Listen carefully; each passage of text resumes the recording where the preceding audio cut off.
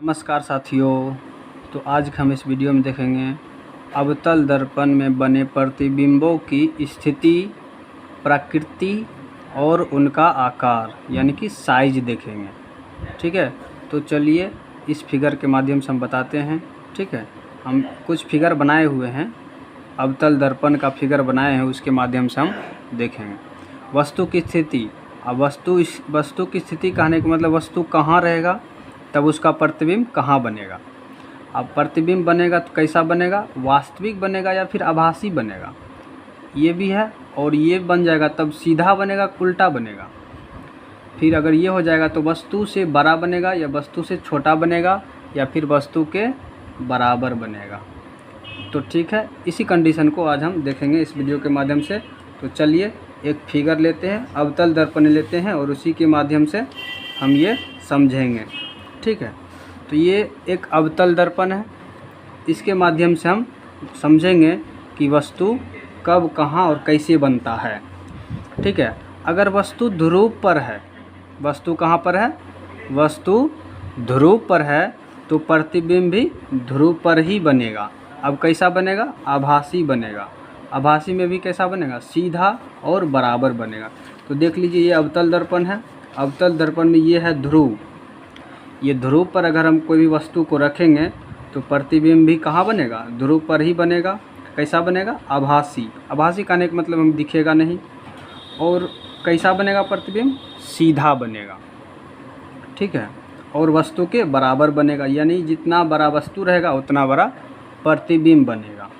ठीक है, अब ये तो दूसरा कंडीशन हो गया, पहला कंडीशन। अब दूसरा देखिए, जब वस्तु ध्रुव यानी P तथा F के बीच रहेगा, यानी कि ध्रुव ये है, ठीक है, और ये F है, यानी E ये दोनों के बीच में रहेगा। अगर कोई भी वस्तु ये बीच में रहेगा तो प्रतिबिंब कहाँ बनेगा, तो प्रतिबिंब बनेगा दर्पण के पीछे, यानी ये दर्पण है इसके पीछे बनेगा प्रतिबिंब। ठीक है, कहाँ बनेगा, दर्पण के पीछे। दर्पण के पीछे यहाँ कहीं भी बन जाएगा, लेकिन कब रहेगा, कंडीशन क्या है, जब फोकस और ध्रुव के बीच में रहेगा तो बस प्रतिबिंब कहाँ बनेगा, दर्पण के पीछे। कैसा बनेगा, आभासी बनेगा, सीधा बनेगा। यानी कि अगर यहाँ रहेगा तो ये सीधे निकल जाएगा तभी तो सीधा बनेगा। और कैसा बनेगा, बड़ा प्रतिबिंब बनेगा। ठीक है, समझ गए।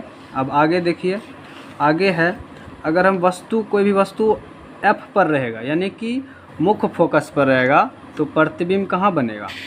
अगर मुख्य फोकस पर रहेगा तो प्रतिबिंब, ये है मुख्य फोकस। अगर यहाँ कोई भी वस्तु अगर रहेगा तो ये प्रतिबिंब कहाँ बनाएगा, अनंत में जाके बनेगा, यानी कि इन्फिनाइट इसका प्रतिबिंब बनेगा, अनंत प्रतिबिंब बनेगा। ठीक है, अनंत पर। ठीक है, और क्या होगा, अब इसका वास्तविक बनेगा कि आभासी बनेगा। आभासी को ही काल्पनिक भी कहते हैं, कभी कभी काल्पनिक भी दे देता है।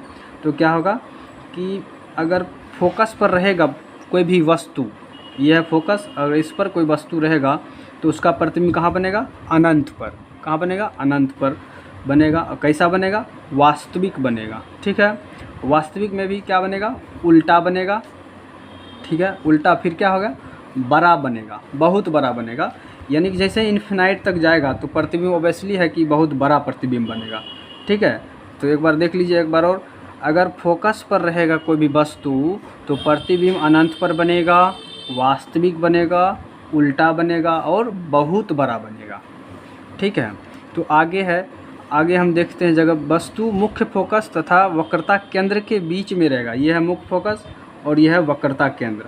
इसके बीच में अगर रहेगा कोई भी वस्तु तो उसका प्रतिबिंब कहाँ बनेगा, इसका प्रतिबिंब बनेगा वक्रता केंद्र तथा अनंत के बीच। ये मान लेते हैं यहाँ इन्फिनाइटिव, और यहाँ इसके बीच रहेगा तो प्रतिबिंब इसके बीच बनेगा। ठीक है, इन्फिनाइट अनंत पर और वक्रता केंद्र के बीच बनेगा प्रतिबिंब। ठीक है, अब कैसा बनेगा, तो वास्तविक बनेगा। प्रतिबिंब कैसा बनेगा, वास्तविक बनेगा। वास्तविक बनेगा तो उल्टा बनेगा, उल्टा बनेगा तो कैसा प्रतिबिंब बनेगा, बड़ा बनेगा। जितना बड़ा वस्तु रहेगा उतना बड़ा उसका प्रतिबिंब बनेगा। ठीक है, तो समझ गए, जब वस्तु फोकस तथा वक्रता केंद्र के बीच रहेगा तो वस्तु का प्रतिबिंब कहाँ बनेगा, वक्रता केंद्र तथा अनंत के बीच बनेगा। कैसा बनेगा? वास्तविक, उल्टा और वस्तु से बड़ा बनेगा। ठीक है, अब आगे बढ़ते हैं। आगे है, अगर वक्रता केंद्र पर रहेगा प्रतिबिंब, वक्रता केंद्र पर अगर कोई वस्तु रहेगा, यह वक्रता केंद्र, और इस पर अगर कोई वस्तु रहेगा तो इसका प्रतिबिंब कहाँ बनेगा? प्रतिबिंब की स्थिति क्या होगी? प्रतिबिंब की स्थिति वही होगी, यानी कि जब वक्रता केंद्र पर कोई वस्तु रहेगा तो इसका प्रतिबिंब भी यहीं बनेगा। ठीक है, जब वस्तु वक्रता केंद्र पर रहेगा यानी सी पर रहेगा तो प्रतिबिंब भी सी पर ही बनेगा। कैसा बनेगा? वास्तविक बनेगा, उल्टा बनेगा और वस्तु के बराबर बनेगा। बराबर कंडीशन कब प्रतिबिंब बनता है? जितना बड़ा वस्तु उतना बड़ा प्रतिबिंब कब बनता है? जब ध्रुव पर रहता है तब बनता है बराबर प्रतिबिंब वस्तु के बराबर, और जब वक्रता केंद्र पर रहता है तब बनता है वस्तु के बराबर प्रतिबिंब। ठीक है, तो आगे फिर है, ये हो गया।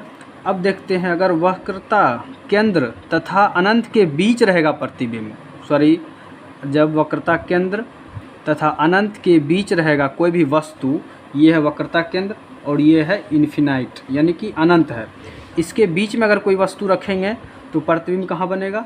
इसके आगे, यानी वक्रता केंद्र और फोकस के बीच बनेगा, यहाँ बनेगा। कोई वस्तु यहाँ है तो उसका प्रतिबिंब कहाँ बनेगा? इसके बीच बनेगा, वक्रता केंद्र तथा फोकस के बीच बनेगा। ठीक है, और कैसा प्रतिबिंब बनेगा? वास्तविक बनेगा, उल्टा बनेगा और छोटा प्रतिबिंब बनेगा। ठीक है, कैसा बनेगा? छोटा प्रतिबिंब बनेगा। आई होप कि आप समझ रहे होंगे। तो ठीक है, तो आगे देखते हैं। अब ये समझ गए, अगर वस्तु रहेगा वक्रता केंद्र तथा अनंत के बीच तो प्रतिबिंब कहाँ बनेगा? वक्रता केंद्र तथा फोकस के बीच बनेगा। कैसा प्रतिबिंब बनेगा? वास्तविक। अब सीधा बनेगा उल्टा तो उल्टा बनेगा। अब वस्तु की स्थिति क्या होगा? यानी वस्तु छोटा बनेगा, बड़ा बनेगा या फिर बराबर बनेगा, तो वस्तु से छोटा प्रतिबिंब बनेगा।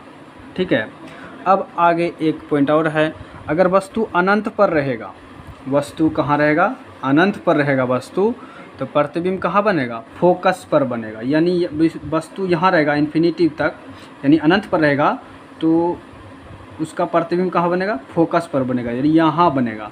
यहाँ में कैसा बनेगा? वास्तविक बनेगा, उल्टा बनेगा और बहुत छोटा बनेगा। कैसा बनेगा? अगर वस्तु अनंत पर है तो प्रतिबिंब कहाँ बनेगा? फोकस पर। वास्तविक प्रतिबिंब बनेगा, उल्टा बनेगा और बहुत छोटा प्रतिबिंब बनेगा। ठीक है, आई होप कि ये वीडियो आपको समझ में आया होगा। तो आज के लिए इतना ही। Thank you.